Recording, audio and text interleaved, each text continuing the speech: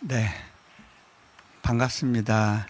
제가 책 얘기를 조금 하면요. 원래는 제가 약속책을 들고 왔다고 생각하고 들고 왔어요. 근데 보니까 제가 인도네시아에 들고 가려고 하던 책을 갖고 왔더라고요. 근데 이것도 의미가 있겠다 싶고요. 아마 제가 차에 약속책을 또 들고 왔을 것 같아요. 혹시 구매를 원하시면 내일 들고 올 수도 있는데 이 책들은 15,000원이 아니고요. 11,000원이면 될 것 같아요. 약속책이 조금 더 비싸더라고요. 그래서 그렇게 알고 계시면 되고, 이 책을 구입 안 하시더라도 혹시 댁에 갖고 있는 책 들고 오시면 인원이 많지 않으니까 제가 원하시는 대로 사인을 해드리도록 하겠습니다. 그리고 이 책을 사야만 사인하는 거 아니니까요. 편하게 하시고요. 굳이 다 이 책 판매 안 돼도 상관없으니까 전혀 부담 갖지 마시고요. 그냥 하나님께서 주시는 마음이 있는 분들만 편하게 구매하시면 될 것 같아요. 실은 책을 팔려고 한 게 아니라 혹시 여러분들이 사인 받고 싶은 분들이 경우에 따라서는 특히 이민교회들은 많았어요. 그래서 책을 안 들고 와서 제가 원망 들은 적이 많았기 때문에, 근데 한국은 그럴 일은 없겠지만 혹시나 싶어서 들고 온 거고요. 자, 오늘 말씀 보기 전에 제가 잠깐 기도하겠습니다. 하나님, 오늘 이 시간 가운데 하나님이 예비하신 것들을 또 풀어주시기를 소망합니다. 주님, 말씀으로 부어질 때 놓치지 않게 하시고, 하나님이 우리에게 주시는 수많은 힌트들 가운데 또 믿음의 반응이 일어나도록 일하여 주십시오. 우리 주 예수 그리스도 이름으로 기도합니다. 아멘. 자, 제가 이거 잠깐 빼고 할게요. 들고 할게요. 자,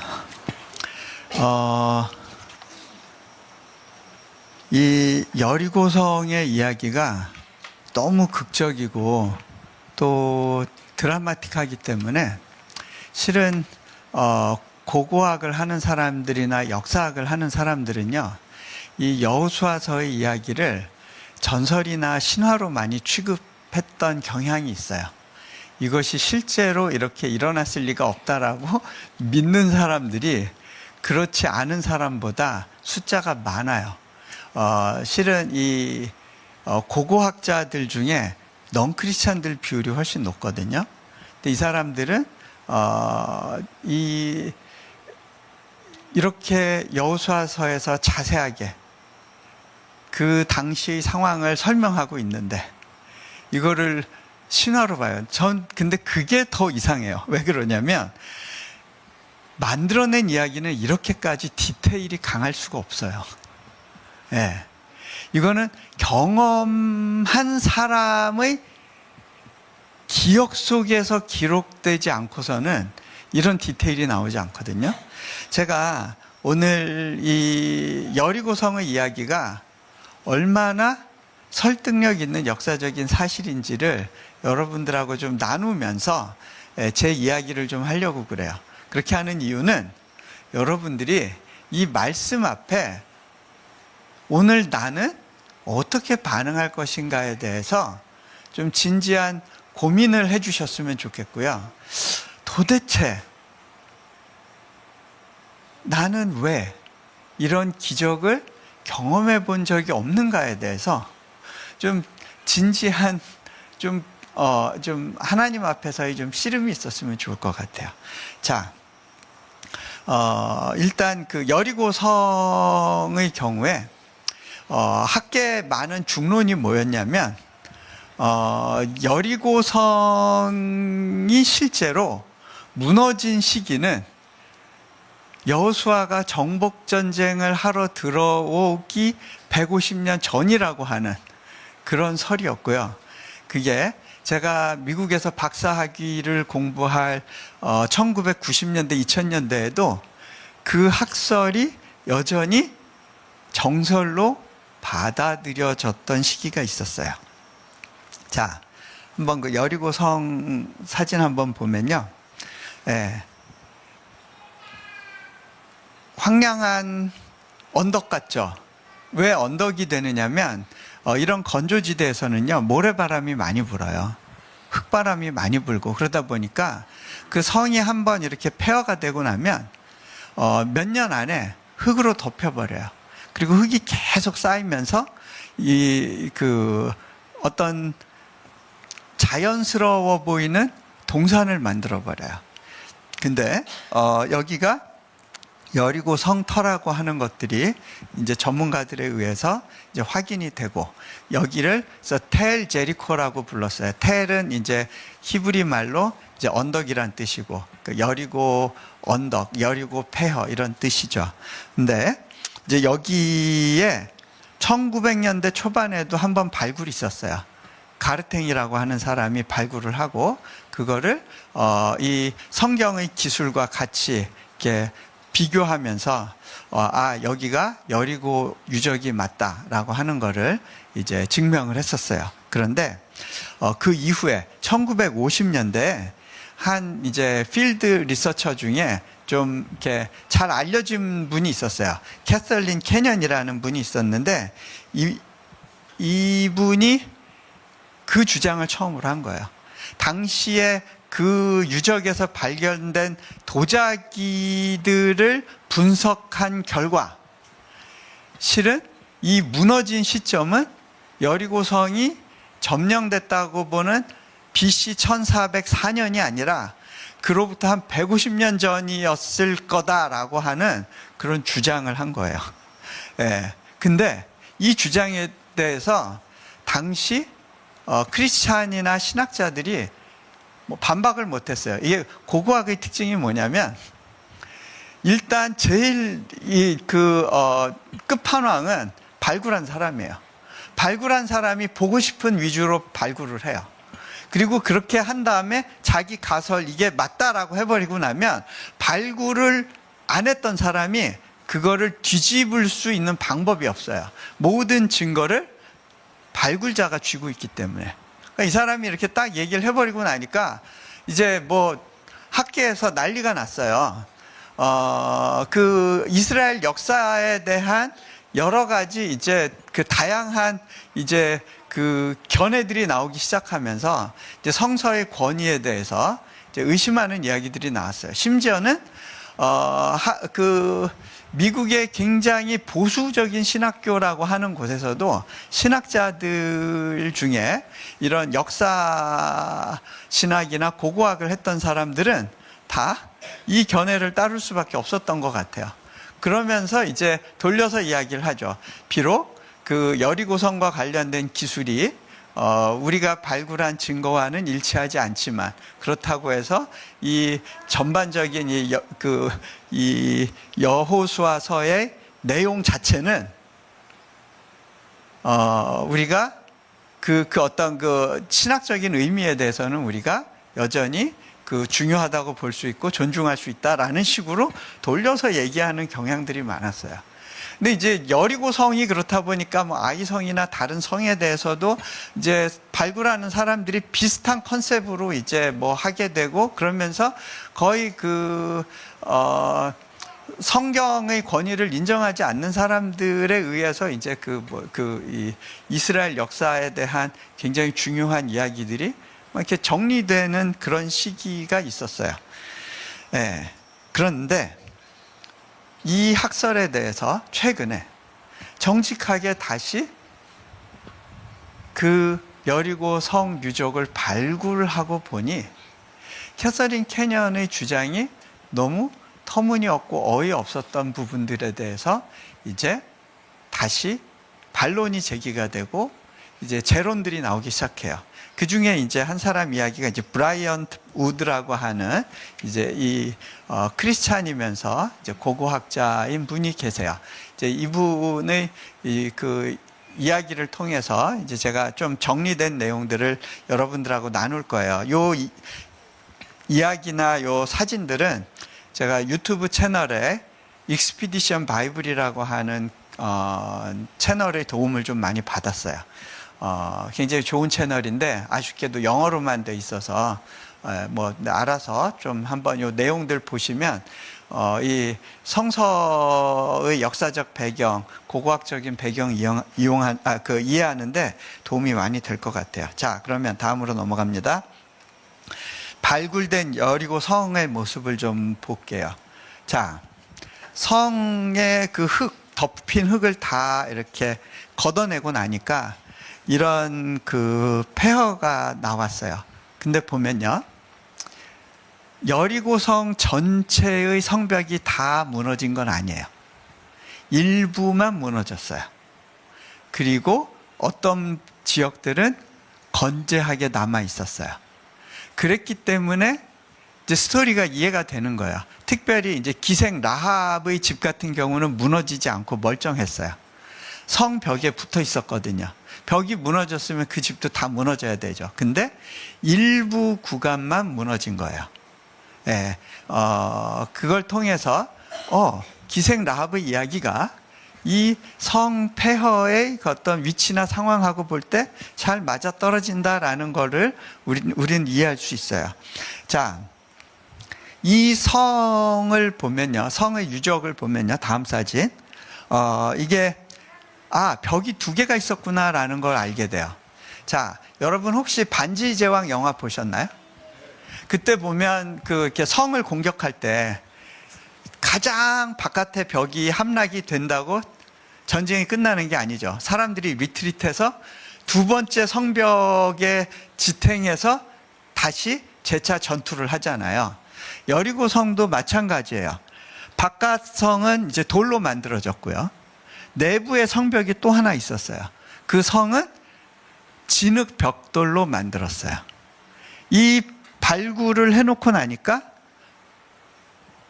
사람들이 알게 된 건 이 외벽은 그대로 남아 있었어요. 외벽이 무너진 게 아니에요. 그러면 뭐가 무너졌느냐? 이 흙더미로 이렇게 덮인 부분은 뭐로 인해서 생겼느냐? 안쪽 벽이 무너진 거구나. 그거를 이제 알게 됐어요. 자, 이게 어떤 의미냐? 좀 더 가면서 설명을 할게요. 먼저 다음 그림을 볼게요. 이렇게 진흙벽돌 벽이 있었던 거예요. 이것이 무너져서 결국은 이런 그 흙더미를 만든 건데, 이게 어떤 의미냐? 얘가 무너지면서 쫙 외벽을 덮은 거예요. 그러면 어떻게 되죠? 사람들이 올라가자 하고 바로 올라갈 수 있는 램프가 만들어지는 거예요. 뛰어 올라갈 수 있는 아이디어란 상황이 만들어진 거예요. 여러분, 이 발굴 현장에서 확인하게 되는 건 하나님이 그냥 뛰어 올라갈 수 있는, 예를 들어서 외벽만 무너졌어도 내벽이 있으면 성 공격이 안 되는 거예요. 그리고 내벽이 무너져도 안쪽으로 무너지면 공격이 안 되는 거예요. 내벽이 외벽 쪽으로 무너져서 이 높이를 다 덮어버리면서 평탄한 길을 만들어버렸기 때문에 이스라엘 백성들이 손쉽게 올라갈 수 있었던 거예요. 자, 다음. 자, 이 여리고성 3D 모형입니다. 그 당시 발굴된 거에 기초해서 이거를 이제 컴퓨터 렌더링을 통해서 이제 3D 모형을 만든 건데, 보세요. 외벽이 있고 내벽이 있어요. 참 재밌는 건 외벽에 벽에 대서 집들이 다닥다닥 붙어 있어요. 그래서 기생 라합의 이야기가 이해가 될 수 있는 거예요. 기생 라합이 스파이를 자기 집에 숨겼다가 자기네 집 창문 밖으로 내보내는 거예요. 스파이를. 어떻게 그게 가능하냐? 자, 이 성 안에 사는 사람들은 어느 정도 신분이 있는 사람들이에요. 그 성에서 지위가 있는 사람들. 성 밖에 사는 사람들은 뭐냐면 가장 가난하고 천대받는 사람들, 기생들. 이 사람들은 성 안에 못 들어가고 성 밖에 집을 짓는데, 여러분, 가난한 사람들은 성 벽을 대고 집을 지면 벽 하나는 아낄 수 있잖아요. 그렇죠? 3면만. 근데 한 가지 안 좋은 점은 공격을 받게 되면 가장 먼저 죽을 수밖에 없는 사람들이죠. 자, 이 다닥다닥 붙어 있는 집이기 때문에 성 밖으로 바로 줄을 내려서 스파이를 탈출시킬 수 있었던 거예요. 아니, 이게 만들어진 이야기면 어떻게 이런 여리고성의 내부적인 그림을 다 알고 이 이야기가 실제로 발굴된 모습과 일치되게 기술할 수가 있겠어요? 이미 이게 무너지고 폐허가 돼버렸는데 어떻게 그때의 상황을 똑같이 아는, 다 이미 흙더미에 덮여있는 그 내부의 그 어떤 구조를 어떻게 알고 이 이야기를 만들 수 있겠어요? 자, 다음. 요게 이제 다른 각도에서 본 그 여리고성의 외벽과 내벽의 모습이고요. 그 다음. 성벽을 보세요. 여기 이렇게 문이 있죠? 창문이. 여기로 이제 줄을 내리는 거죠. 자, 근데요, 이 성벽을 이스라엘 백성들이 도는 거예요. 하루 한 번씩. 그리고 마지막 날은 7번을 돌아요. 돌면서 무슨 느낌이었을까요? 어떤 느낌이었을까요? 여러분, 여기서 우리는 두 가지 선택이 있어요. 성벽을 보고 암담하다고 느끼면서 이 벽을 돌 수가 있어요. 그런데 하나님 팩터를 생각하고 돌 수도 있어요. 저 벽이 높지만 하늘보다 높지는 않다. 하나님이 지금까지 우리와 함께 하셨는데 이번에는 또 어떤 방법으로 우리에게 승리를 주실까? 하나님 팩터가 우리 안에 클릭될 때에만 이 여리고성을 대하는 방식의 변화가 있어요. 자, 근데요, 이게 쉬운 일은 아니에요. 이스라엘 백성들이 그동안 성을 대상으로 공성전을 해본 적이 없었어요.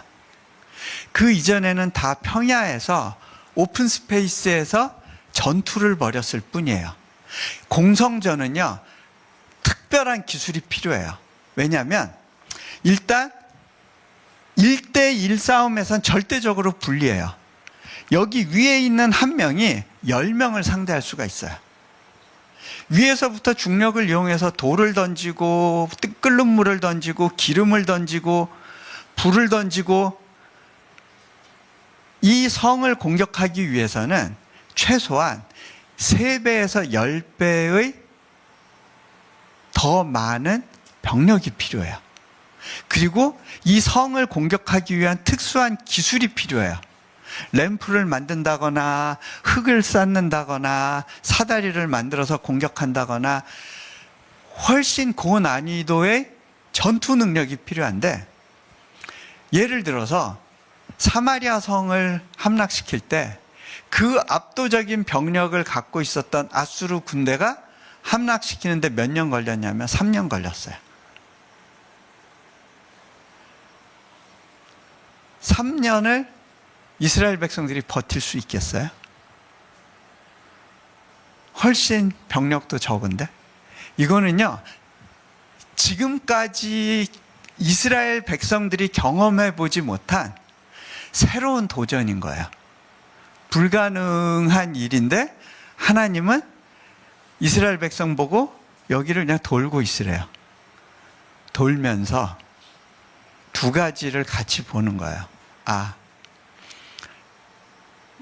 나는 이 성벽에 비해서 얼마나 미미한 존재인가.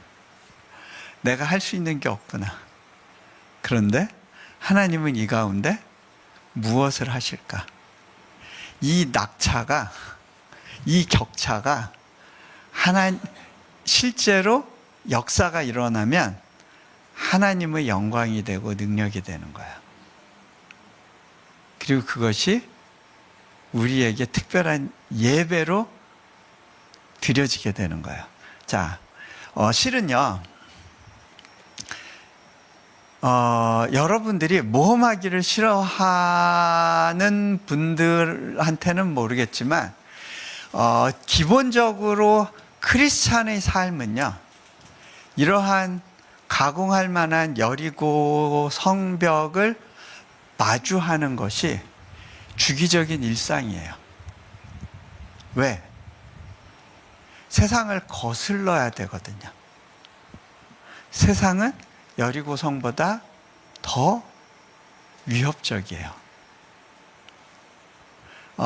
제가 인도네시아에 처음 부르심을 받아서 들어갔을 때,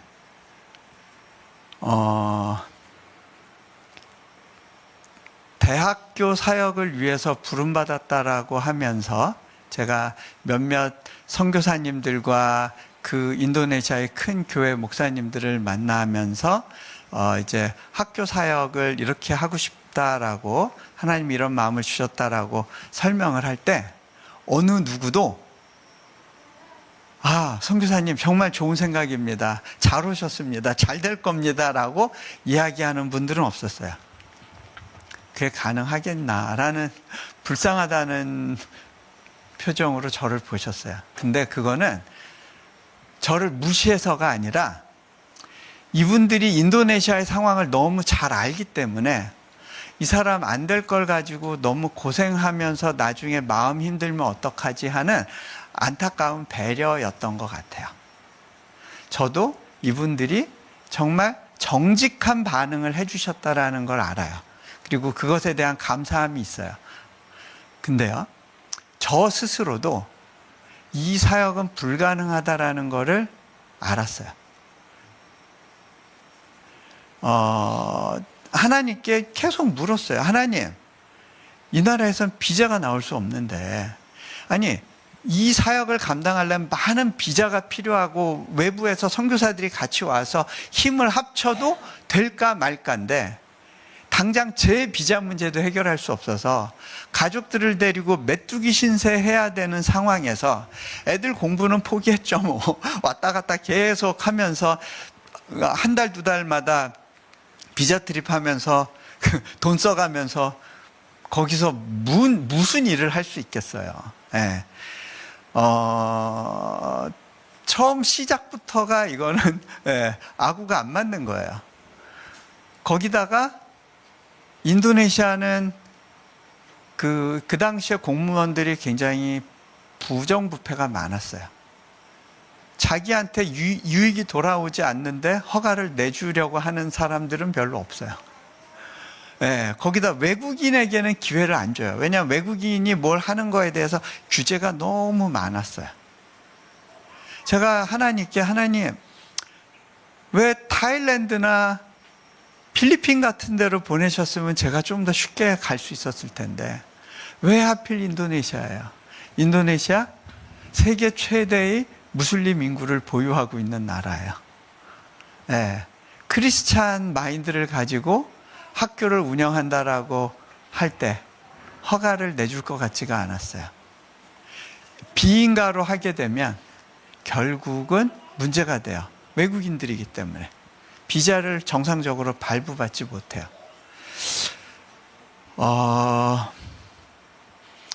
이번에 저기 그 조지아주 그 공장 한국의 현대차 공장에서 막 압수수색 이런 거 있었잖아요. 인도네시아에선 수시로 있어요.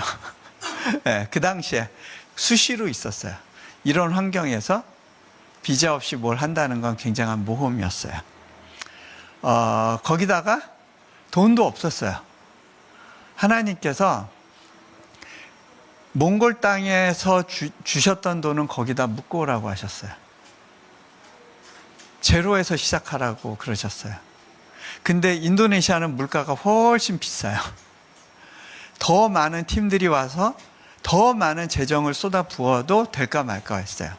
그런데 한국 교회는 재정적으로 문을 닫고 있는 시기였어요. 선교에 대한 마음이 닫히고 있는 시기였어요. 저는 더군다나 밖으로 우리 이런 사역을 하니까 도와주세요 하고 외칠 수도 없었어요. 왜냐하면 내부적으로 보안을 유지해야 된다는 필요가 있었기 때문에 외부에 일체 얘기를 못했어요. 또 한국에 와서 말씀을 전할 때도 하나님이 사역과 연계하려고 하지 말고 가서 그들을 돕고만 오라고 그러셨어요. 예, 받기 위해서 가는 게 아니라는 마음을 주셨어요. 그런 가운데 제대로 무언가를 이룰 수 있는 아무런 준비가 안 돼 있었어요. 팀을 만들어야 되는데 그 팀들은 다 자비량으로 자기가 헌신해서 와야 되는 거고, 영어로 하는 대학을 하려고 보니까 인도네시아 크리스찬들 중에 학위를 가지고 영어로 가르칠 수 있으면서 또 헌신된 사람을 구하는 거가 불가능해 보였어요. 또 학생들을 받아서 영어로 양육했을 때 좋은 결과가 나올지에 대해서도 자신이 없었어요. 거기다가 초중고 유치원 뭐 다 말도 안 된다는 생각이 들었어요. 저 자신이 봤을 때 이 사역은 미션 임파서블이었어요. 그런데 하나님은 계속 가라고 하셨어요. 제가 그렇게 어려운 짐을 지고 가면 하나님이 저를 좀 이렇게 빵빵하게 밀어주셔야 되잖아요.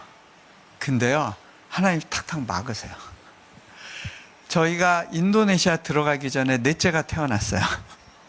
아내는 이 애 넷을 데리고 있으면서 그 당시에 넷째가 태어나고 나서 셋째가 막 불안해하면서 너무 예민하게 막 그 징징징징징 하면서 온 가족들을 힘들게 했어요. 아내는 우리 집에 왜 애를 넷씩이나 줘가지고 정말 애 하나도 제대로 키울 수 없게 하시냐고, 내가 한 명 키우기도 어려운 사람인데 어떡하냐고 주저앉아서 울고 있고요. 제가 아내의 도움을 받을 수가 없었어요. 그런가 하면 저 자신이 췌장 수술을 했는데 컴플리케이션이 오면서 평생 병원 신세를 져야 될 수 있는 그런 위급한 상황으로 하나님이 몰아가신 적이 있었어요. 참 이상하죠? 하나님이 마치 어떤 느낌이었냐면, 마라톤 경기에 출전해서 너 금메달 따야 돼 라고 말씀하시면서 제 다리에 모래주머니를 채워주시고 제 손을 밧줄로 묶으시고 뛰라고 한다고 느껴지는 상황이었어요. 네. 그 당시에 어느 누구도 이 사역 될 거라고 이야기하는 사람은 만나지 못했어요. 여리고성을 점령하는 것과 그만큼 어려운 일을 이제 경험을 한 거죠. 자, 근데요, 저한테 어떤 한 계기가 있었어요. 내가 여기서 하나님 계속 버티겠습니다라고 결정한 한 계기가 있었어요. 그건 언제였냐면,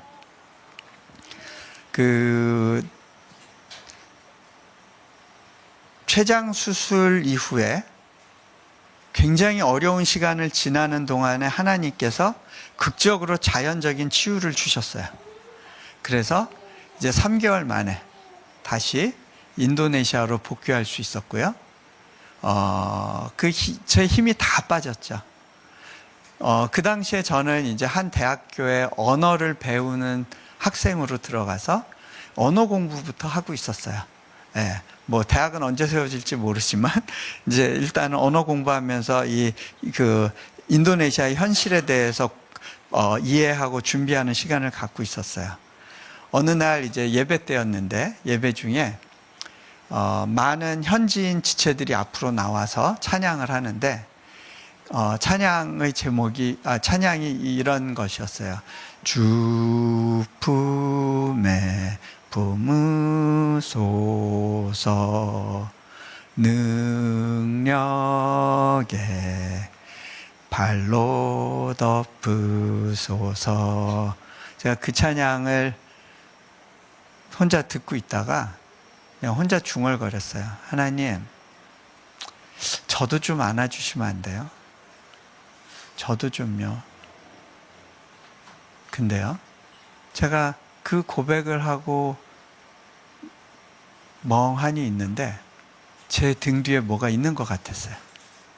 제 등 뒤에서 푸득푸득 날개치는 것 같은 느낌이 확 오는 거예요. 이거 뭐지? 제가 뒤돌았어요. 아무도 없어요. 근데 제 마음 가운데 그 날갯짓의 울림이 있었어요. 주님, 당신이세요? 나 이 한숨 가운데 반응해 주시러 오신 거예요? 그 순간 제 눈에서 눈물이 퍽 터지면서 눈물이 막 흘렀어요. 남들이 볼까봐 눈을 막 눈물을 닦으면서 이렇게 있는데 하나님이 제 마음 가운데 던지시는 질문이 있었습니다.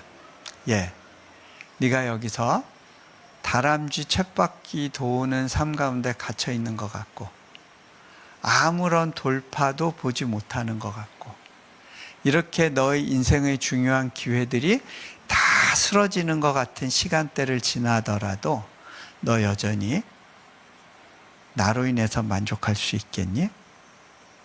하나님이 몇 번 물어보셨었거든요. 근데 이번에 또 다시 같은 질문을 하신다고 느꼈어요. 그때 제가 하나님께 정직하게 고백했어요. 하나님, 저요 이걸로 충분해요. 하나님의 안아주심 이걸로 충분해요. 주님이면 돼요. 주님과 함께 있는 거에 내가 집중할게요. 나는 이곳에 성공을 위해서 있지 않을 거예요. 성공을 하느냐 못하느냐, 하나님이 이 여리고성을 우리에게 주시느냐 안 주시느냐는 그건 내 영역이 아니에요. 내가 얼마나 열심히 노력하고 잘하느냐의 문제가 아니에요. 이건 하나님의 때 하나님이 하실 것이고, 나는 비록 여기서 성공의 가능성이 없는 그 시간대를 지나더라도, 그것이 보이지 않더라도 내가 여기서 기쁘게 주님을 누리면서 있어 볼게요. 그렇게 고백할 수 있었어요. 자, 다음 사진 볼까요? 무너진 벽돌벽이 결국 램프 역할을 하죠. 말씀을 잘 보면요, 오늘 말씀에 성벽이 무너져 내린지라, 진짜 무너져 내렸어요. 이 사람들이 와 외쳐서 무너졌을까요? 그렇게 예를 들어서 입에서 장풍이 나가서 그렇게 무너지면 어떻게 무너져야 돼요? 뒤로 넘어져야 돼요. 근데 벽이 앞으로 넘어졌어요. 자, 성벽이 무너져 내린지라 그 성에 들어가서, 이거 영어 성경에 보면 더 표현이 정확해요. They went up into the city. went up이에요. 이 성경을 기록한 사람이 당시 정황을 본 것처럼 기록을 하는 거예요. 램프로 올라간 거예요. 그렇게 해서 성 안으로 들어간 거예요. 점프할 필요도 없이 길이 만들어졌어요. 그 낙차가 메꿔진 거예요. 이거는 하나님이 고속도로를 내신 거죠. 근데요, 거기에 또 어떤 구절이 있느냐? 무리가 그 성과 그 가운데 있는 모든 것을 불로 사르고, 영어 성경에 보면 Then they burned the whole city and everything in it. 모두를 불태웠대요.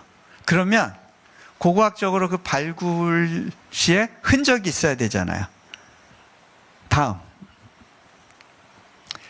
이게 그 발굴된 한쪽 면에 지층을 본 건데요. 이 지층의 사진 중에 요 부분은 뭐냐면 까맣게 탄 부분이에요. 지층에 완전히 탄 흙들과 탄 재들이 쌓여 있는 거예요. 이거는요, 일부만 탄 게 아니라 전체가 다 탄 거예요. Burned everything in it. whole city. 전체를 다 불태운 거예요. 자, 근데요, 또 뭐가 보이냐면, 이 발굴 현장에서 나온 거는 파괴된 항아리와 그 속에 불에 탄 곡식들이에요. 이거는요, 지진으로 무너진 게 아니에요. 자연재해로 무너진 게 아니에요. 인위적으로 사람들이 불질른 거예요. 근데요, 신기한 건 그 항아리 안에 곡식들이 담겨 있었다는 거예요. 불에 탄 곡식들이 담겨 있어요. 여러분, 이거는요, 일반 정복전쟁이라면 있을 수 없는 일이에요. 정복하면 일단 그 지역에 있는 먹을 거, 입을 거, 이런 거는 싹 빼서 정복자가 가져가거든요. 그래서 일반 정복의 흔적에서는 이런 곡식들이 남을 리가 없어요. 근데 더군다나 이 곡식들 중에는요, 불에 탄 밀들이 되게 많아요. 항아리 가득 밀이 담겨 있었어요. 그리고 그것이 불에 탔어요. 정복은 했는데 아무것도 안 가져가고 그냥 불살라 버린 거예요. 이걸 뭘로 설명하겠어요? 다른 민족에게 정복된 걸로는 설명이 안 돼요. 이스라엘 백성들이 정복한 거고요. 이 여호수아서에 기록된 대로 정복이 이루어진 거예요. 자, 또 하나. 어떻게 이렇게 밀이 가득했을까? 이게 뭘 의미하나? 자, 당시는요, 요단강의 수위가 가장 높았고 추수 직후였어요. 항아리에 밀이 가득하다는 이야기는 뭐냐면, 추수 직후였었다는 거예요. 자, 여호수아서 3장 15절에 이렇게 돼 있어요. 요단이 곡식 거두는 시기에는 항상 언덕에 넘치더라. 궤를 맨 자들이 요단에 이르며 궤를 맨 제사장들의 발이 물가에 잠기자. 자, 여러분, 이게 말이 안 되는 상황인 게요, 하나님께서 이스라엘 백성들 보고 요단강을 건너라라고 했던 시기는 요단강 물이 가장 수위가 높았을 때예요.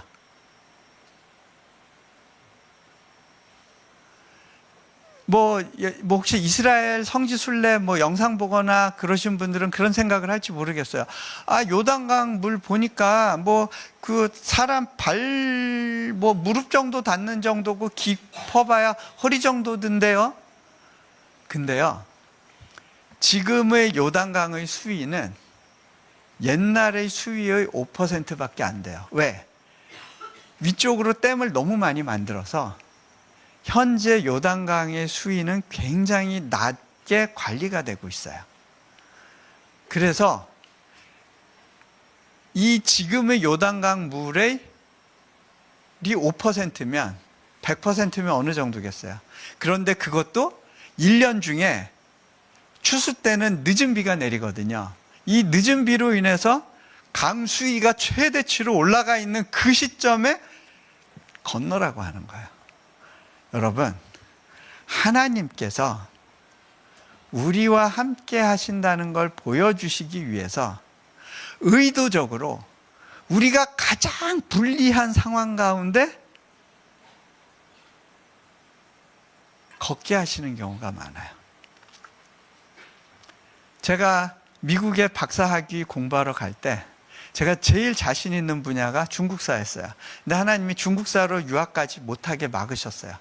그리고 제가 전혀 준비가 안 돼 있는 이슬람 역사, 중동 역사로 공부하러 가게 하셨어요.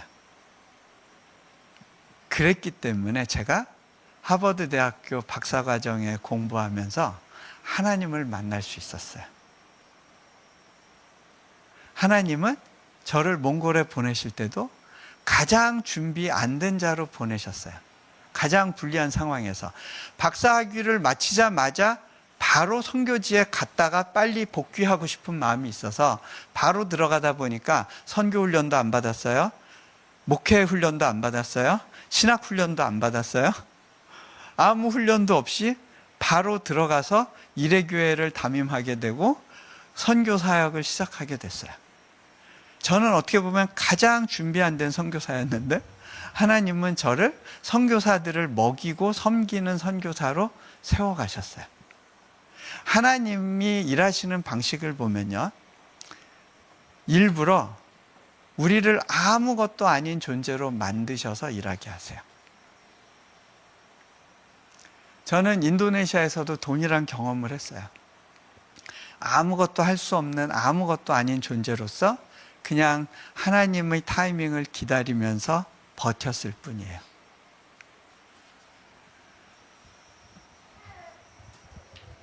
자, 또 하나. 6월절 시기는 추수 직후에 해당해요. 여러분, 성을 공격하려면 성에 양식이 제일 없을 때 공격해야 되잖아요. 근데 이미 여리고 사람들은 추수를 해서 양식을 가득 쌓아놨어요. 그런 상태에서 뭐 니들 쳐들어올려면 와봐. 우리는 몇 년이고 버틸 수 있어 하고 자신만만해하는 그 시기에 전쟁을 하게 하시는 거예요.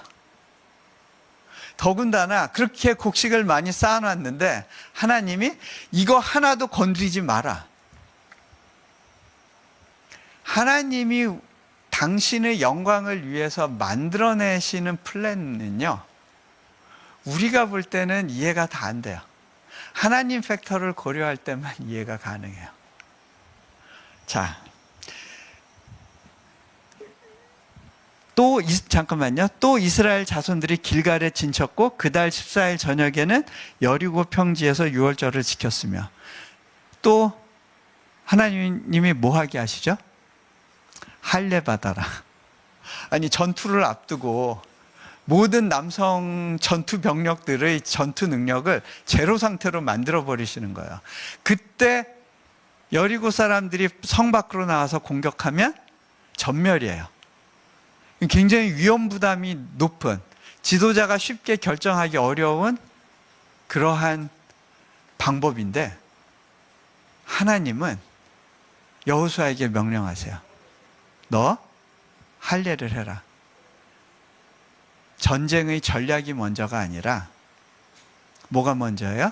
순종이 먼저고 성결이 먼저라는 거예요. 다음. 그 가장 성을 공격하기에 불리한 시기, 그 시기에 정복이 이루어졌어요. 자, 다음. 이게 밀수확 시기의 밀수확 장면이고요. 그 지역에서. 자,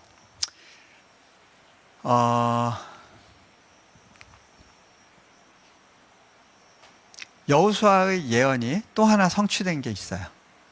여호수아가 여리고성에 대해서 이렇게 예언을 하죠. 6장 26절에 이 여리고성을 건축하는 자는 여호와 앞에서 저주를 받을 것이라. 그 예언이 이루어지죠. 지금껏 여리고성은 재건돼서 사람들이 사는 곳이 되지 않았어요. 하나님의 종을 통해서 선포된 메시지가 지금도 일하고 있음을 보게 돼요. 자, 이제 다시 종합을 하면요.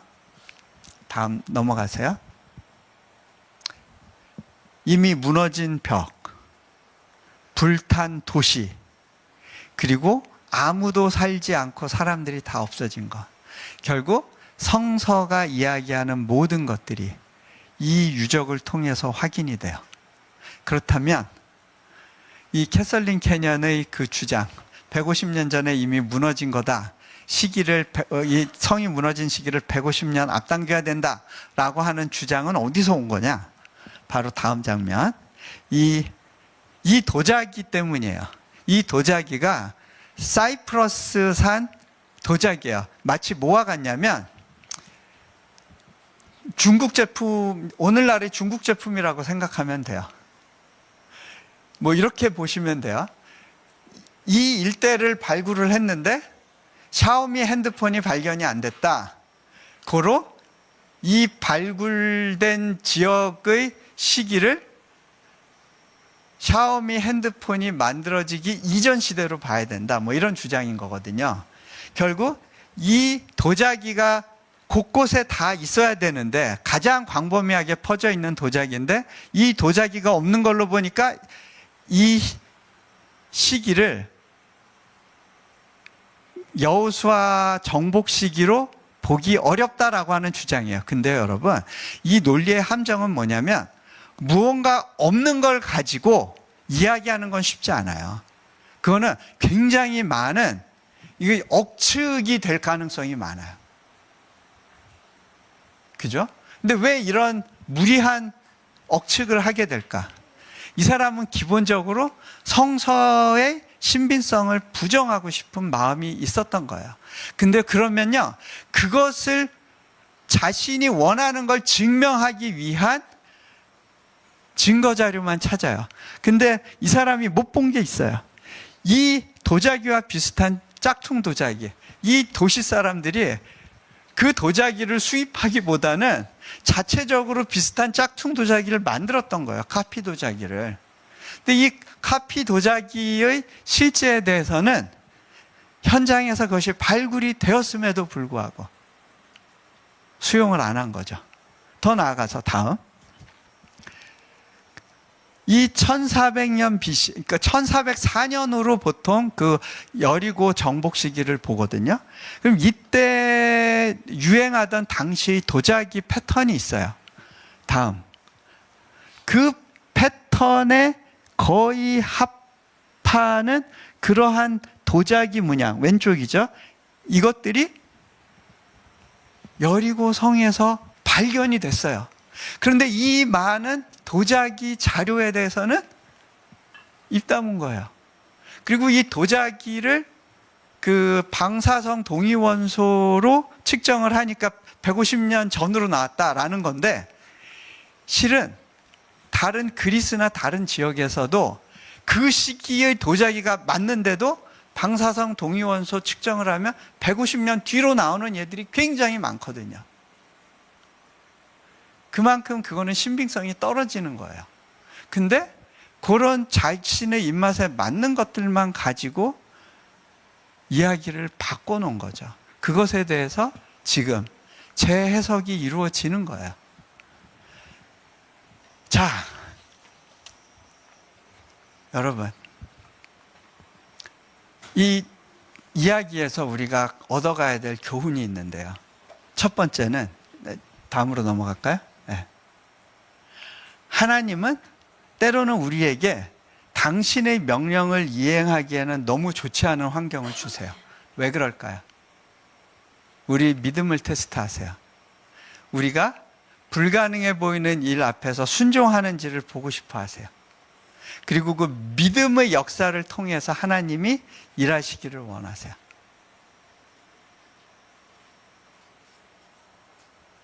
여러분이 지금 이 시대를 살면서 너무 힘들어, 너무 막막해, 내가 무언가를 하기에는 너무나 어려운 세팅이야 라고 생각한다면 하나님이 여러분에게 특별한 관심을 가지고 특별한 환경으로 인도하고 계신 것일 수도 있다는 거예요. 자, 두 번째, 하나님 외에 다른 것의 도움을 의지할 수 없는 상황으로 우리를 이끄세요. 이스라엘 백성들이 갖고 있는 능력의 100%, 200%, 300%를 활용해서 노력한다고 해서 여리고 성은 점령될 수 있는 성이 아니었어요. 세 번째, 하나님의 하나님 되심을 경험하도록 하기 위해 우리의 손발을 묶어두시고 친히 일하세요. 이스라엘 백성이 한 건 그냥 걸은 것뿐이에요.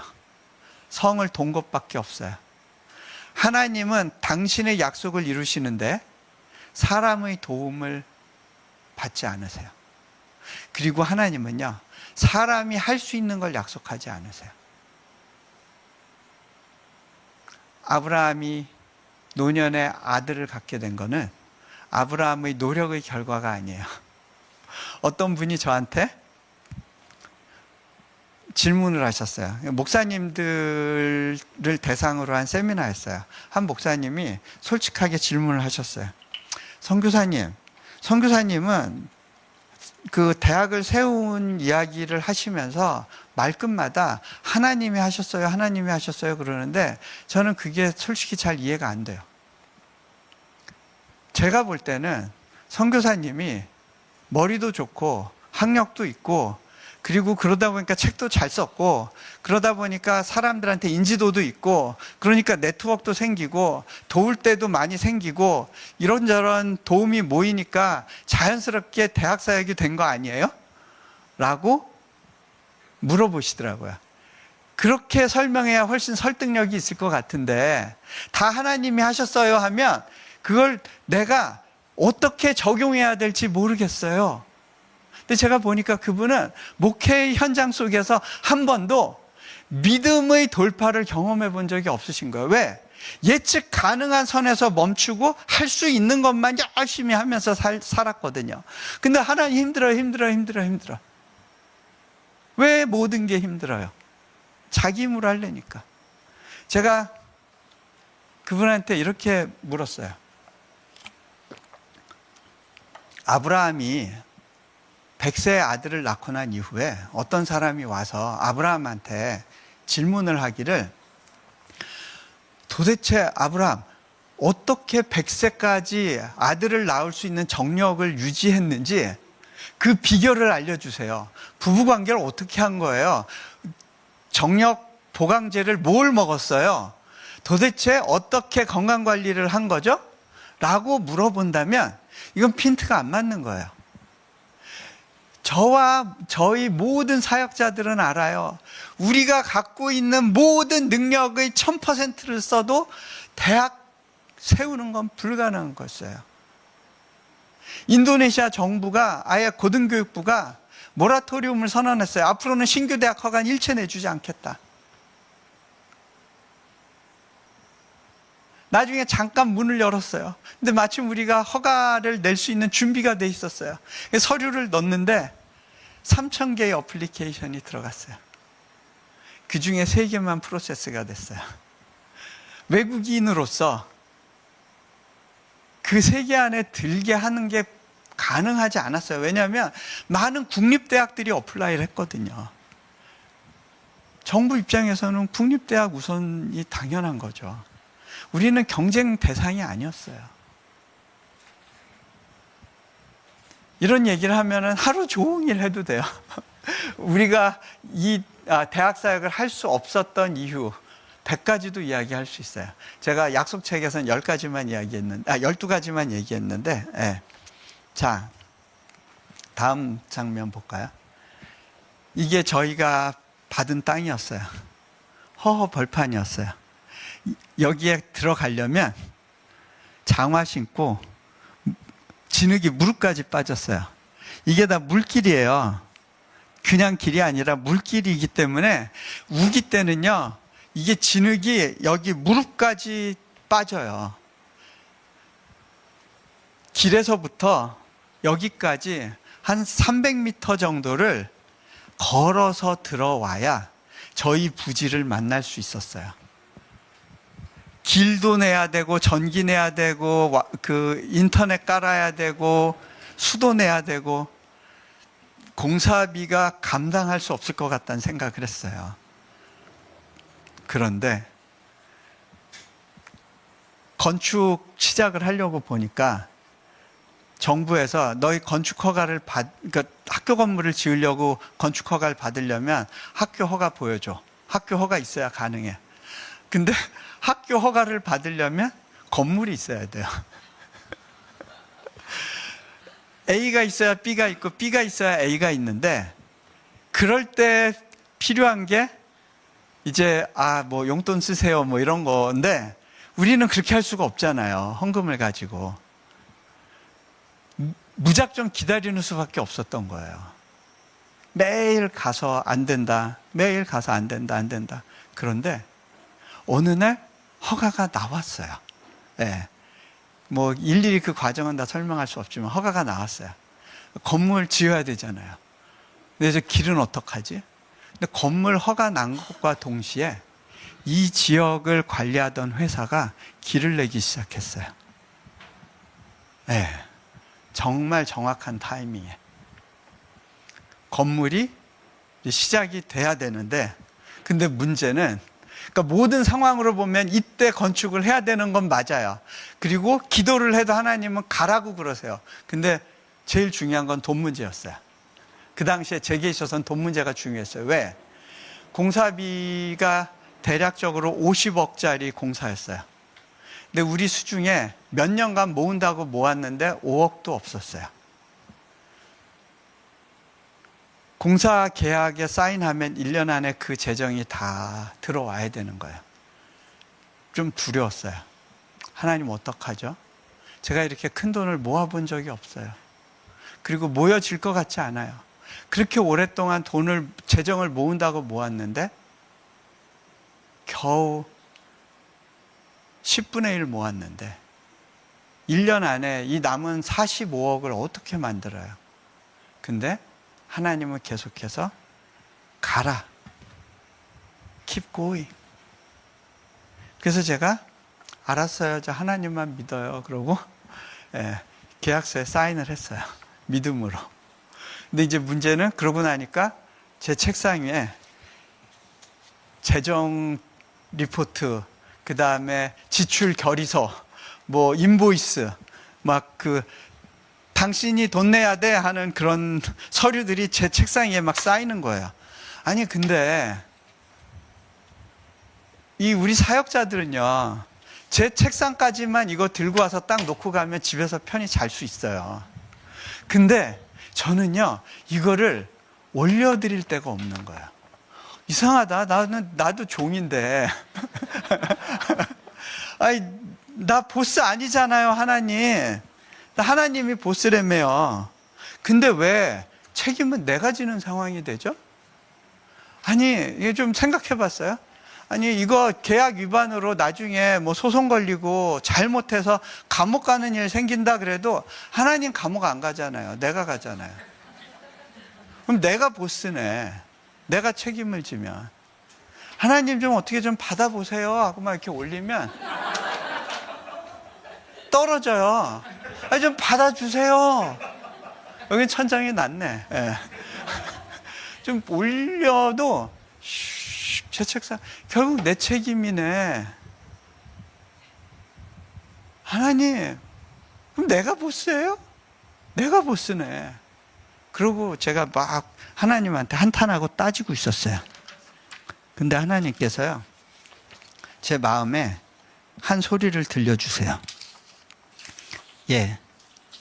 너 그 부담 가운데서라도 좀 웃으면서 가줄 수 없겠니?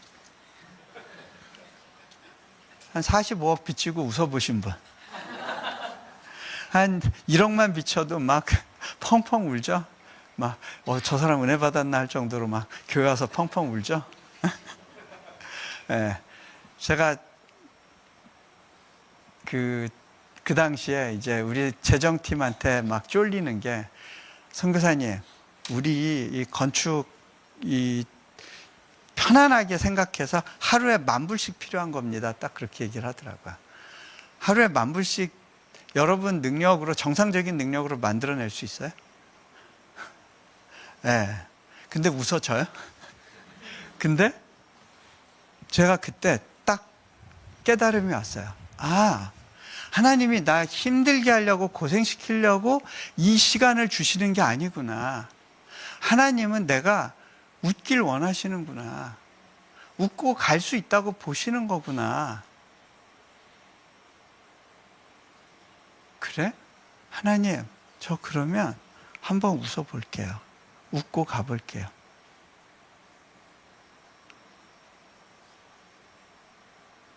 이 재정을 만들어내느냐 그렇지 않느냐는 제 영역이 아니에요.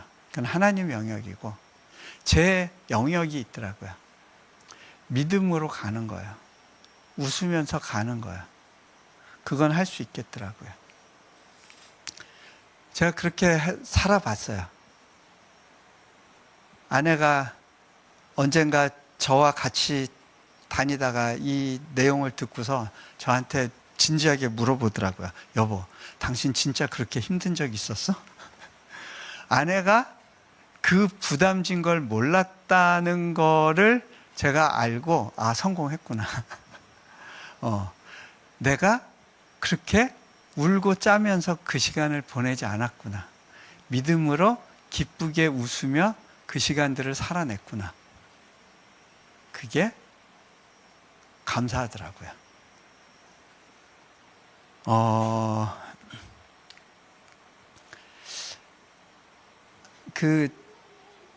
제가 그때는 일부러 어차피 제가 생각을 해봤어요. 모아도 의미가 없겠다. 모은다고 내 주머니에 남아있을 돈은 없겠다. 그럴 거면 차라리 막 쓰면서 살아보자. 그러면서요, 막 때 돼서 돈 쓸 일 있으면 막 써봤어요. 돈 들어온 거 있으면, 우리 어차피 이거 다 나갈 돈인데, 우리 고기 사 먹으러 가자. 그러고 우리 사역자들 불러서 고기 사주고, 아내 불러서 점심 데이트하고, 그러면서 막 쓰고 살아봤어요. 그렇게 쓰고 사나, 모으나, 결과는 똑같은 거 아시죠? 딱 건축 마무리해서 잔금 지급할 때까지 1원 한 장 모자라지 않더라고요. 제가 더 쓰냐 덜 쓰냐 그렇게 중요한 문제가 아니었어요.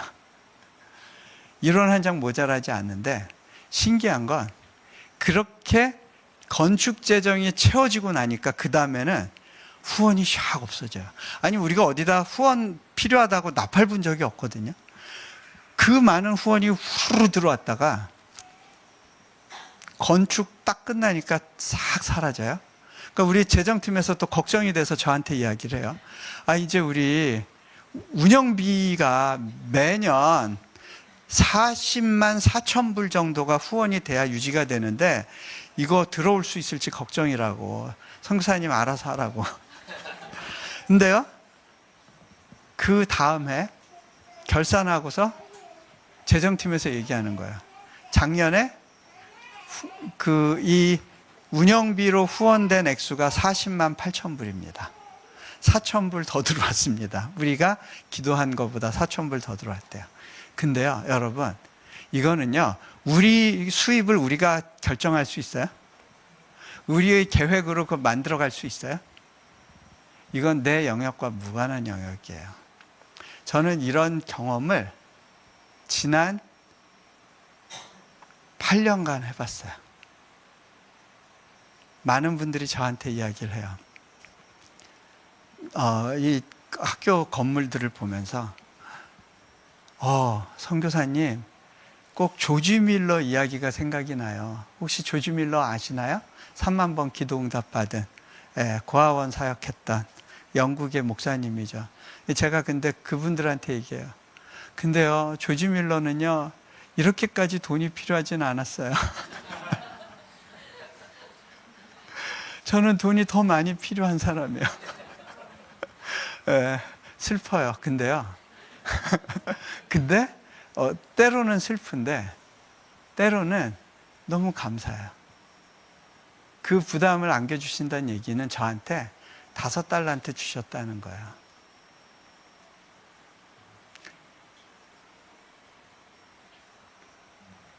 다른 사람들은 못 본 걸 보게 하시는 거예요. 예수님의 가나의 혼인잔치 때 기적을 베푸시죠.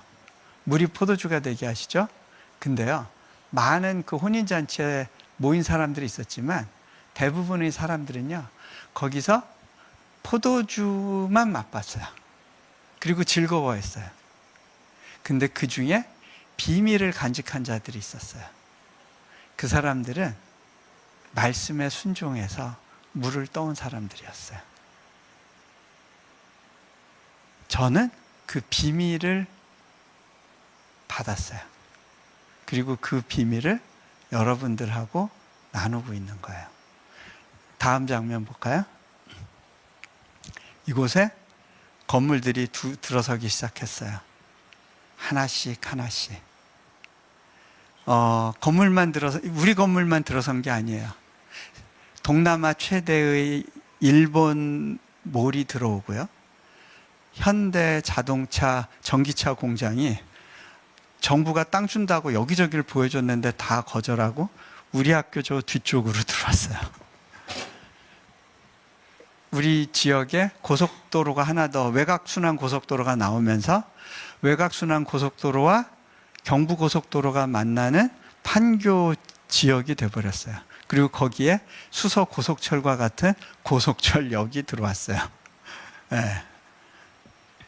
저는 여기가 너무 외져서 장기적인 발전 가능성이 없을 것 같아요, 하나님, 그랬는데 하나님은 제가 모르는 걸 보고 계셨고 이 놀라운 계획 가운데 이 캠퍼스를 개발하고 계셨어요.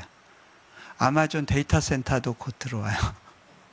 네, 너무 많은 변화가 이곳에 있고 앞으로 또 어떤 변화가 있을지 모르겠어요. 이번에 인도네시아에서 시위가 있었잖아요. 그 시위의 근본적인 이유는 대학 졸업생들이 취업이 안 돼서예요. 한 40%, 근데 정부 통계는 40%인데 제가 볼 때 한 60%가 취업을 못하고 있어요. 대학 졸업생들이. 근데 우리 학교 학생들이 100% 취업을 해요. 좋은 직장에서 야, 너 같은 애 좀 데려와라. 니네 학교 다시 가서 좀 애들 좀 뽑아와라. 라고 요청을 해요. 저는 과연 영어도 못하는 애들 데려다가 고등학교 때 영어 교사가 없는 학교들이 많아요. 특히 크리스찬 지역들은 더 열악한 환경에서 공부를 해요. 걔네들 데려다가 공부시켜서 어느 세월에 졸업을 시킬까? 근데 우리는 못하는 것 같았는데 하나님이 이들을 성장시키시더라고요. 놀라운 간증의 일들이 많이 나오고 있어요. 처음에는 영어를 못하는 교수들 데려와서 어떡하나 했는데 지금은 이 사람들이 영어로 강의를 너무 잘해요. 성장이 일어나는 거예요. 저는 좌절한 그 포인트에서 하나님은 다음을 계획하고 계세요. 내가 볼 땐 망할 수밖에 없는 길인데 거기서 하나님은 사막에 길을 내시더라고요. 다음 건물. 여기 이제 마무리 전 단계의 우리 그 초중고 단독 건물인데요. 이 건물 놓고 오래 기도하다가 제가 작년에 안식년 가기 전에 기공 예배만 드리고 한 이 30억 공사인데 한 10억 정도가 비어 있었어요. 그런 가운데 저는 하나님께서 안식년을 가라 그러셔서 안식년을 가겠다고 선포를 했어요. 그랬더니 우리 사역자들이 난리가 났어요. 아니, 리더가 이 건물 이거 공사해야 되는데 재정 책임져 줘야지 가면 어떡하냐. 제가 그렇게 얘기했어요. 아니, 그동안은 하나님께서 나만 믿음 훈련 시키신 것 같다. 근데 이번에는 하나님이 여러분들 좀 믿음을 훈련시키기를 원하시는 것 같다. 나는 하나님 말씀에 순종해서 가야 될 텐데 나머지는 하나님이 하실 거다. 하나님 믿고 한번 가봐라. 그러고 안식년 가서 아예 제가 연락도 안 하고 뭐 회의, 뭐 줌 그런 거 필요 없고 참석 안 하겠다고 하고 그냥 딱 끊었거든요.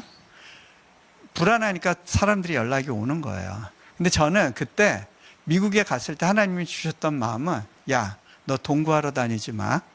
네 일 하러 다니지 마. 내일 해라 그러시더라고요. 내일이 하나님 일이 뭐예요? 보니까 거기 이제 이민교회 목사님들 만나서 위로하고 밥 먹이고 또 이야기 들어주고 그런 거 하라시는 거예요. 어려운 교회 가서 섬기래요. 돈 안 나오는데요. 네, 하나님이 그러시더라고요. 야, 너 거지 아니야. 구하러 다니지 마. 그런 마음을 주시더라고요. 그래서 어떻게 보면 10억 빚진 사람인데 너무 행복하게 살았어요. 어느 큰 교회 목사님들하고 같이 식사 교제를 하는데요. 그 목사님 중에 한 분이 저한테 그러시더라고요. 좀 나중에 기도 좀 해주시면 좋겠어요. 그러면서 선교사님이 갖고 있는 그 여유와 평안함이 굉장히 인상적이라고 느꼈어요. 라고 이야기를 하더라고요. 빚쟁이지만 여유와 평안을 갖고 살 수 있는 거더라고요. 여러분, 그래도 큰 교회 목사님은 월급을 받잖아요. 저는 월급이란 게 없어요. 제가 선교지로 헌신에 들어간 이후에 평생 월급이란 거 없이 살고 있어요. 근데요, 그분들이 볼 때 내가 더 평안해 보이는 거예요. 그 이유가 뭐죠? 여러분, 무엇을 갖고 있느냐, 무엇을 정기적으로 공급받는가에 의해서 우리가 안정감을 느끼고 평안함을 느끼는 게 아니에요. 이것은 내가 하나님 안에서 누구이고 하나님이 내게 누구신지를 아는 능력에서 오는 거예요.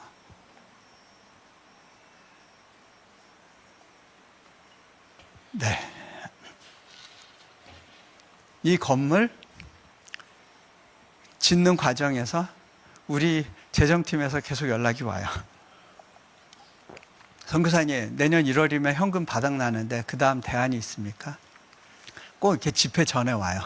그러면 제가 잘 모르겠어요. 우리 같이 기도하죠. 근데 제가 이번에 인도네시아로 복귀해서 건물 완공 감사 예배 잘 드렸어요. 이번에도 1원 한 장 빚지지 않았어요. 이번 건물은요, 제가 한 게 아니에요. 하나님이 직접 만들어 가신 거예요. 제 손과 입김을 하나도 받지 않고 건물이 만들어져 갔어요. 저희 목표는 우리 사역자들이 하루빨리 저를 필요로 하지 않는 거예요. 근데 아직 그날이 이제 가까워 오긴 한데 아직 먼 것 같아요. 어쨌든 그날이 올 때까지 하나님께서 계속 일해 주실 거를 저는 믿어요. 자, 이번에 인도네시아 들어오자마자 하나님께서 또 부담을 주셨어요. 우리가 이게 기숙사 건물인데요. 이런 건물을 또 하나 지으래요. 그래서 제가 뒤척뒤척 하다 하나님 알았어요. 건물 지을 테니까 저 좀 자게 해주세요 하고 그때 하나님께 이야기하고 또 우리 사역자들한테 선포했어요. 하나님은 한 번도 같은 방식으로 재정을 채우신 적이 없어요. 이번엔 또 어떤 방식을 쓰실지 약간의 불안과 함께 기대를 갖고 있어요. 근데요, 이렇게 살아도 안전해요. 안 망해요. 내가 곳간에 무언가를 쌓아 놓아야지만 평안한 것이 아니에요. 그것은 믿음의 영역이에요. 같이 이제 정리하면 좋겠습니다. 하나님은요, 3,400년 전 여리고성을 함락할 때도 한 하나님이셨고, 오늘날 이 땅 가운데에서도 동일한 하나님이십니다. 그때 여리고성을 이스라엘 백성들의 믿음의 순종을 통해서 함락시키셨던 그 하나님은 오늘도 동일하게 일하고 계십니다. 그분을 신뢰하고 믿음으로 반응하기를 원하는 주님의 사람들을 통해서 여러분들이 하나님의 신실하심을 인식하고 선포하고 예배하지 않는다면 저 여리고성에 무너진 성벽들이 하나님은 위대하시다. 하나님은 약속을 지키신다. 하나님은 그분의 방식대로 일하시며 우리의 도움 없이도 하나님의 약속을 이루신다 라고 선포하실 겁니다. 아브라함에게 주었던 약속, 모세에게 주었던 그 약속을 이루기 위해서 하나님은 여호수아를 통해서 여리고 성을 함락할 수 있도록 친히 믿음의 역사를 이루셨습니다. 그리고 그것은 세계 최대의 무슬림을 보유한 나라에서 크리스찬 교육으로 초중고, 유치원, 대학교의 학생들을 양육할 수 있도록 특별한 길을 여시고 그 학교를 통해서 이슬람권의 학생들과 또 많은 지역의 학생들이 들어와서 하나님을 경험하고 하나님을 예배하도록 길을 여셨습니다. 그리고 이 땅 가운데에서도 주님을 신뢰하며 믿음의 길을 걷기 원하는 자들과 함께 하나님의 일하심을 보이기를 원하십니다. 이 시간 같이 눈을 감으시고요.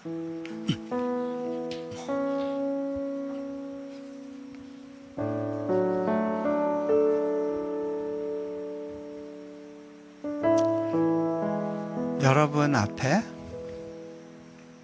여리고 성과 같은 성들이 있고 나를 방해하고 나를 억누르는 수많은 부담들이 있습니다. 현실의 벽들이 너무 커 보입니다. 하나님께 불평합니다. 왜 나를 이렇게 약하게 만드시고 왜 나를 이렇게 능력 없게 만드시고 내 상황과 조건은 왜 이렇게 어렵게 만드십니까? 하나님은 말씀하십니다. 너의 약함 가운데 나의 강함이 드러나기를 원한다. 너의 말할 수 없이 짓눌리게 하는 그 부담 가운데 너를 둔 이유는 그 가운데 너의 믿음이 스트레칭 되고 나의 특별한 역사가 경험되도록 하기 위해서다.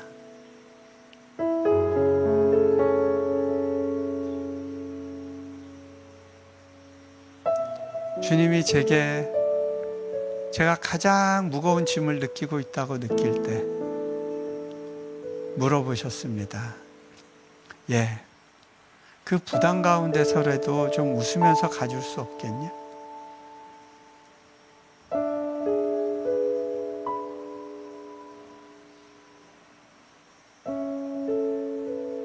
여리고성을 무너뜨리신 그 하나님, 그 하나님을 우리는 성경책에만 가둬놓고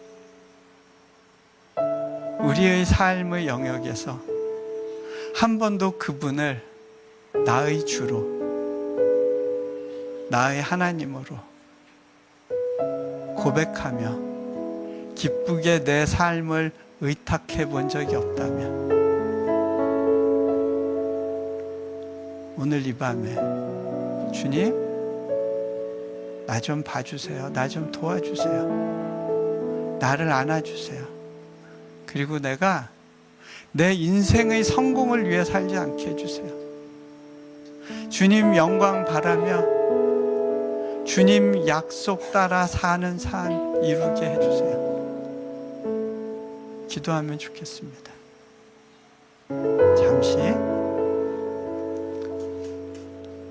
기도의 자리로 나아갑니다. 같이 기도합니다. 주님, 오 주님,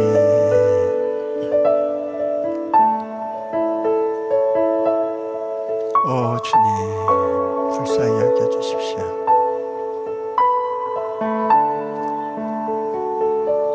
긍휼을 베풀어 주십시오.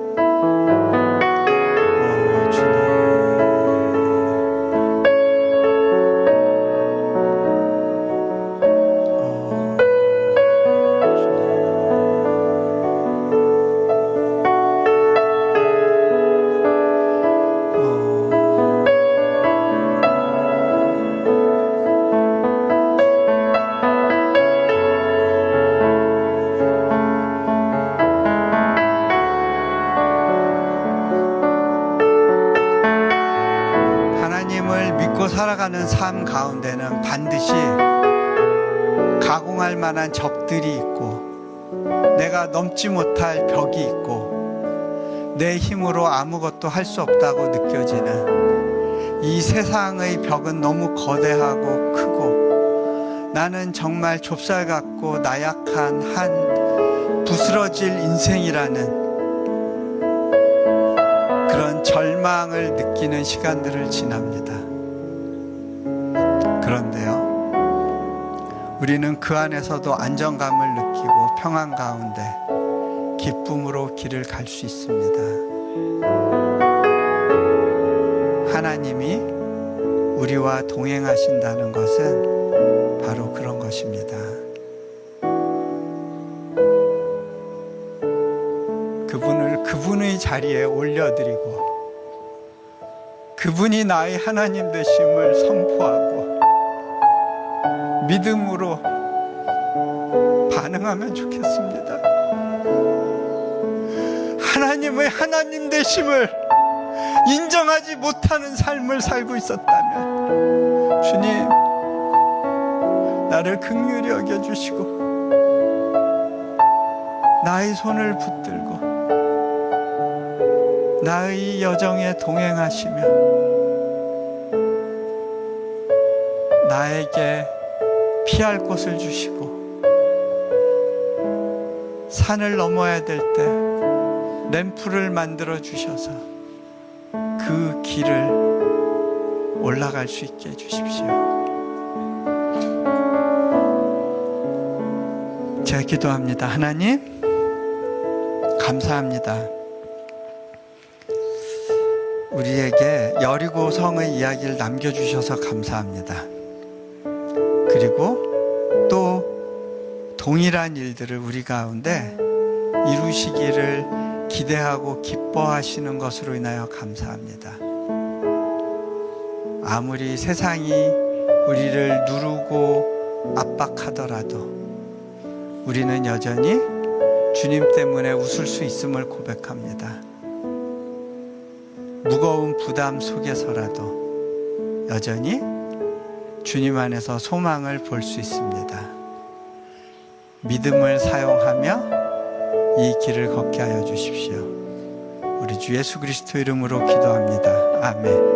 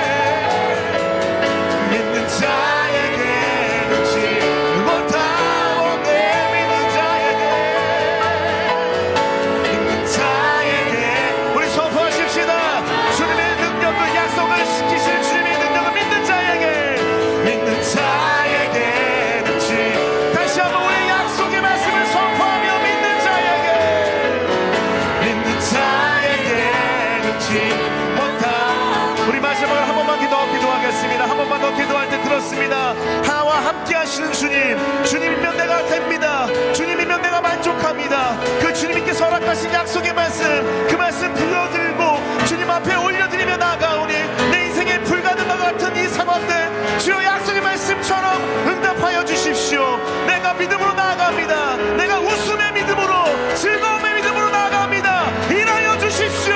역사하여 주십시오. 우리 말씀 기억하며 마지막으로 합심하여 통성으로 기도하겠습니다. 기도합니다. 주님, 이 시간 주님이면 만족합니다. 주님이면 아버지 됩니다. 주님이면 충분합니다. 그 주님으로 인하여 즐거워하며 나의 구원의 하나님을 인하여 내가 기뻐합니다. 하나님, 내가 그 하나님을 인하여 즐거워합니다. 그 하나님을 인하여 기뻐합니다. 주여 신뢰하나이다. 구원의 하나님을 신뢰합니다. 일하여 주십시오. 일하여 주십시오. 일하여 주십시오. 약속대로 일하여 주십시오. 약속대로 일하여 주십시오. 약속대로 일하여 주십시오. 언약대로 성취하여 주옵소서. 언약대로 성취하여 주옵소서. 언약대로 성취하여 주옵소서. 할렐루야, 할렐루야, 할렐루야. 여호와로 말미암아 즐거워하며 그 구원의 하나님으로 인해 기뻐하리로다. 아멘, 아멘.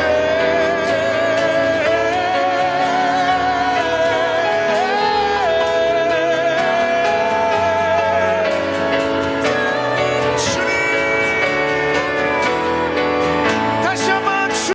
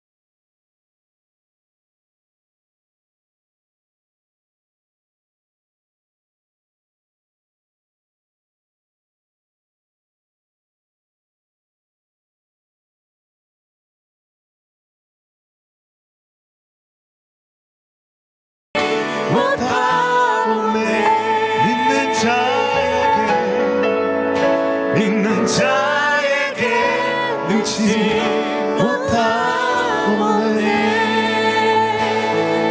복음에는 하나님의 의가 나타나서 믿음으로 믿음에 이르게 하나니 기록된 바 오직 있는 믿음으로 말미암아 살리라. 나는 여호와로 말미암아 즐거워하며 나의 구원의 하나님으로 말미암아 기뻐하리로다. 믿음으로 주님 한 분으로 충분한 인생, 주님 안에서 진정한 정체성과 안정감을 찾아가는 인생, 그 주님이 약속하신 것은 비록 광야와 사막이라 할지라도 강과 놀라운 생명의 생수가 터지는 기적의 장소가 될 줄 믿는 그 믿음, 그 믿음의 길을 걸을 때 즐거워하며 기뻐하며 찬양하는 그 인생, 그 인생이 바로 우리 인생 될 수 있도록 도와주십시오. 우리 선교사님을 통하여 증거된 그 선교사님의 삶을 통하여 선포된 그 메시지가 우리의 영혼에 아로새겨지게 하시고 또 특별히 우리 교회 공동체에 아로새겨질 수 있도록 도와주십시오. 그렇게 하실 줄을 신뢰하며 예수님의 이름으로 기도합니다. 아멘. 지금 우리 구주 예수 그리스도의 은혜와 하늘아버지의 사랑과 성령님의 깨닫게 하시는 역사가 이 자리에 나와 불가능을 가능케 하시는 주님 한 분으로 충분하고 주님으로 인하여 그 구원의 역사를 기대하며 나아가는 모든 영혼들 머리 위에 지금부터 영원까지 함께 있을지어다.